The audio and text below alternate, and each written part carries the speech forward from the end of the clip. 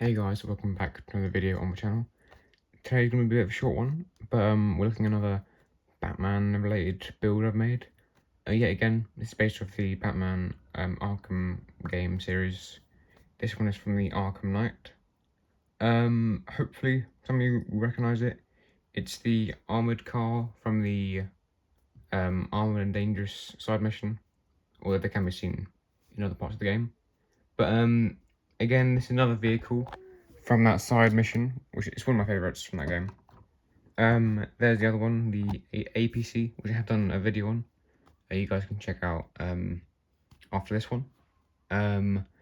Unfortunately, I would have really liked to see the APC in a red and white colour scheme, like from the game, because I think it's a really interesting colour scheme.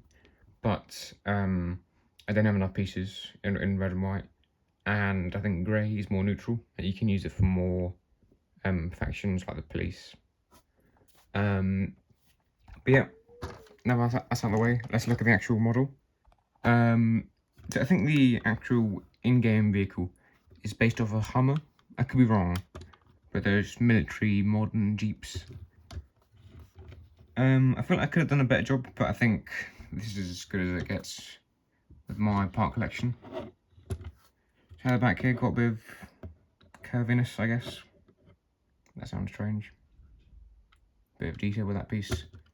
An antenna. I couldn't get the wire thing in that semicircle shape, so I settled for the antenna, which I think looks fine. Bit of shaping there around the wheels. Just a bit of detail using these pieces. I do think this build is lacking a bit of detail. As you can see, that model in the game looks pretty detailed, but this one unfortunately isn't. As I said, I haven't got that many red and white pieces, but I think I did a decent job. Yeah, that's the side, and here's the front. I think the front is my favourite angle. With a nice grille, which I feel like is pretty accurate from the actual model in universe, I guess. I think I done the front pretty well. Yep, the only real feature is the interior, which we'll get to right now. It's got a nice sticker from Ninjago, which I think fits well with the colour scheme. A suggestion of a hatch, even though it doesn't really open and you can't stick a minifigure outside of it. But just for detail and represents that. On the inside, you can take off that part, but I prefer not to. You can squeeze 2 minifigs in there. These are like my own Arkham Knight militia dudes, because it's very hard to replicate them from the game. That's what they look like. And you can see that's how it looks with them in there, or at least one of them. You've got a steering wheel, control panel, and you've only got one stud to actually use. So they're loose enough to get out without losing any pieces, but still staying still and not rattling about when playing with this. But I'm taking them out so you can see more of the interior. Nothing too crazy going on. There's actually a little compartment, I guess, in the back there. There's no real way to open it. You just tear off the roof.